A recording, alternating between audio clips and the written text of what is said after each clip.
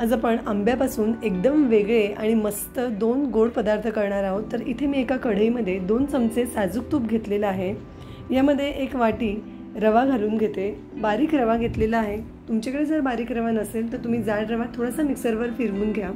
हा रवा आपल्याला गॅसची फ्लेम अगदी लो ठेवून छान रंग बदलेपर्यंत आणि मस्त सुगंध येईपर्यंत खमंग भाजून घ्यायचा आहे। तर इथे आपण रवा आंब्याची अगदी पटकन होणारी मस्त बर्फी करतो आहोत। तर साधारण 5-1 मिनिट रवा भाजल्यावर रव्याचा रंग बदललेला आहे आणि मस्त सुगंध यायला लागलेला आहे। रवा इथे जवळजवळ 90% भाजून झालेला आहे। आता यामध्ये मी अर्धा वाटी डेसिकेटेड कोकोनट घालून घेते। तुमच्याकडे जर डेसिकेटेड कोकोनट नसेल तर तुम्ही सुकं खोबरं थोडं किसून मिक्सरमधून बारीक करून घेऊ शकता। खोबरं घातल्यावरही 1 मिनिट हे पुन्हा थोडंसं भाजून घेऊया, म्हणजे त्यात काही मॉइश्चर असेल तर तेही कमी होईल। तर इथे रवा आणि खोबऱ्याचं मिश्रण अगदी व्यवस्थित भाजून झालेलं आहे। मी आता हे मिश्रण एका दुसऱ्या ताटामध्ये काढून घेते। हीच कढई मी एकदा व्यवस्थित पुसून घेतलेली आहे। आता यामध्ये मी पाऊण वाटी साखर घालून घेते। आता साखर बुडेल इतपत म्हणजे अगदी पाव वाटी यामध्ये पाणी घालून घेते आणि हे चमच्याने असं सतत ढवळत राहूया। गॅसची फ्लेम इथे लो टू मीडियमच ठेवायची आहे। साधारण 2-1 मिनिटातच साखर वितळलेली आहे आणि या पाण्याला उकळी आलेली आहे। अशी साखरेच्या पाण्याला उकळी आली की यामध्ये लगेचच आपण अर्धा वाटी आंब्याचा रस घालून घेणार आहोत। इथे मी एका मोठ्या आकाराच्या हापूस आंब्याचा पल्प घेतलेला आहे। हापूसच्या ऐवजी दुसऱ्या कुठल्याही आंब्याचा पल्प तुम्ही घेऊ शकता।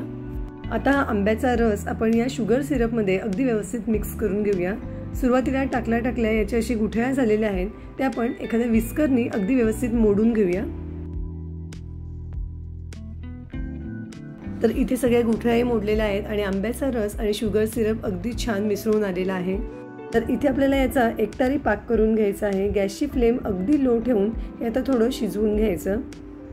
याला उकळी आल्यानंतर साधारण 1 मिनिटांनी आपण चेक करूया आता याची एकतारी येते का। तर चमच्यावरचा थोडासा पाक असा 2 बोटाच्या चिमटीमध्ये चेक केलं आणि अशी ही एक तार दिसली म्हणजे समजायचं की आपला पाक अगदी परफेक्ट झालेला आहे। आता मी गॅसची फ्लेम बंद करते। यामध्ये पाव चमचा वेलची जायफळ पूड घालून घेऊया, यामुळे बर्फीला खूपच छान स्वाद येतो। आता यामध्ये आपण भाजलेलं रवा खोबऱ्याचं मिश्रण घालून घेऊया। लक्षात असू द्या गॅसची फ्लेम इथे बंद केलेली आहे। आता हे अगदी व्यवस्थित मिक्स करून घेऊया। सुरुवातीला जरी हे मिश्रण थोडं पातळ वाटत असलं तरी जसं जसं हे मिश्रण गार होईल तसं घट्ट होत जातं, कारण रवा साखरेचा पाक शोषून घेतो। तर हे असं आपण छान मिक्स करून घेतलेलं आहे। एका ट्रेला मी थोडंसं तूप लावून आधीच ग्रीस करून ठेवलं होतं। या ट्रेमध्ये हे आपण मिश्रण घालून घेऊया।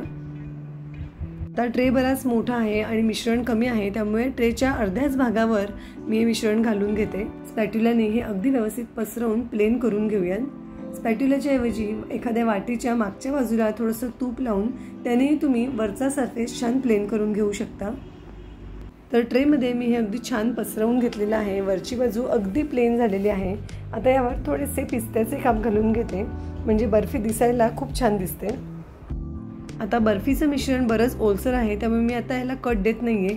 10 ते 15 मिनिट हे असंच ठेवून देऊ आणि मग याला आपण कट देऊन घेऊया। तर साधारण 15 मिनिट झालेले आहेत। मिश्रण बऱ्यापैकी घट्ट झालेलं आहे। आता याला आपण कट देऊन घेऊया।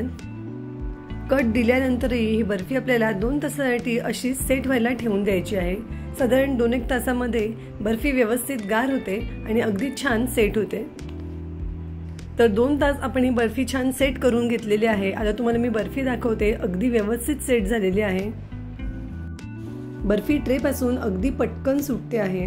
वरच्या बाजूने छान कोरडी झालेली आहे, अजिबात चिकट झालेली नाही। तरी रवा आंब्याची बर्फी करायला एकदम सोपी आहे आणि चवीला खूप छान लागते। तुम्हाला एक बर्फी मी तोडून दाखवते, एकदम परफेक्ट होते। नक्की करून बघा।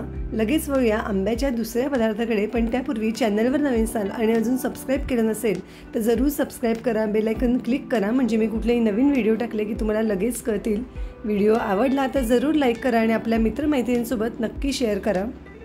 गॅसवर मी कढई ठेवली आहे। कढईमध्ये 2 चमचे साजूक तूप घालून घेते। तूप छान गरम झालं की यामध्ये मी अर्धी वाटी शेवया घालून घेते। इथे मी रेडीमेड भाजलेल्या शेवया घेतलेल्या आहेत। तुमच्याकडे जर तुम्ही घरी केलेल्या शेवया असतील तर त्याही तुम्ही घेऊ शकता। यासोबत मी काही काजू बदामाचे काप घेतलेले आहेत। जरी शेवया आधी भाजलेल्या असल्या तरी पुन्हा आपण 1 मिनिट तुपात भाजून घेणार आहोत आणि त्यासोबत हे काजू बदामाचे कापही भाजून घेणार आहोत, त्यामुळे यांना मस्त क्रंचीनेस येतो। तर इथे आपण अगदी पटकन होणारी आंब्याच्या चवीची मस्त शेवयांची खीर करतो आहोत। तर काजू बदामांचा थोडासा रंग बदलेपर्यंत साधारण 2-1 मिनिट या शेवया आणि काजू बदाम आपण भाजून घेतलेले आहेत। आता यामध्ये मी अर्धा लिटर दूध घालून घेते। एकाच वेळेला सगळं दूध न घालता थोडं असं दूध घालून मिक्स करून घेऊया आणि मग थोडं दूध घालूया। आता हे उरलेले दूध मी यामध्ये घालून घेते। आता या शेवया आहेत त्या आपल्याला या दुधामध्ये शिजवून घ्यायच्या आहे। गॅसची फ्लेम लो ठेवायची आणि हे मध्ये मध्ये असं हलवत राहायचं। शेवया अगदी बारीक आहे त्यामुळे शेवया अगदी लगेचच शिजतात, पण शेवया शिजल्यानंतरही हे दूध आपल्याला थोडंसं आटवून घ्यायचं आहे। दूध आटवायचं नसेल तर तुम्ही 1 चमचाभर कॉर्नफ्लोअरची पेस्ट करून ती यामध्ये घालू शकता, त्यामुळे ही खीर लगेच घट्ट होते। दूध थोडंसं उकळल्यावर यामध्ये मी पाव वाटी साखर घालून घेते। आता यामध्ये आपण आंबाही वापरणार आहोत। आंब्याच्या गोडीनुसार तुम्ही साखरेचं प्रमाण कमी जास्त करू शकता। साखर घातल्यावर पुन्हा ही खीर थोडी पातळ होते, त्यामुळे अजून 2-1 मिनिट आपण ही खीर आटवून घेऊया। तर साधारण 2-1 मिनिटात खीर बऱ्यापैकी दाटसर झालेली आहे। गार झाल्यावर ही खीर अजून घट्ट होईल, त्यामुळे मी आता गॅसची फ्लेम बंद करते आणि सगळ्यात शेवटी यामध्ये मी आता पाव चमचा वेलची जायफळ पूड घालून घेते। व्यवस्थित मिक्स करून घेऊया आणि खीर संपूर्ण गार व्हायची वाट बघूया। खीर अगदी व्यवस्थित गार झालेली आहे, थोडी दाटसरही झालेली आहे। इथे मी एका मोठ्या हापूस आंब्याचा पल्प काढून घेतलेला आहे, तो यामध्ये घालून घेऊया आणि अगदी व्यवस्थित मिक्स करून घेऊया। तर इथे आपली अगदी झटकीपट अशी मस्त आंब्याच्या चवीची शेवयांची खीर तयार झालेली आहे। ही खीर करायला अगदी सोपी आहे। आपण शेवयांची खीर नेहमी करतो तशीच अगदी करायची, पण सगळ्यात शेवटी खीर गार झाल्यावर त्यात आंब्याचा पल्प घालायचा, पण चवीला खूपच छान लागते। खीर जर तुम्हाला जास्त दाटसर वाटत असेल तर दुधाचं प्रमाण तुम्ही अजून वाढवू शकता। वरून थोडे पिस्त्याचे काप घालून आपण गार्निश करून घेऊया। तर अशी ही मस्त आंब्याच्या चवीची खीर तुम्ही नक्की करून बघा। आज आपण जे 2 पदार्थ केले त्यातला कुठला पदार्थ तुम्हाला जास्त आवडला हे जरूर मला कमेंट्समध्ये कळवा। पुन्हा भेटू अशाच एका मस्त रेसिपीसह। धन्यवाद।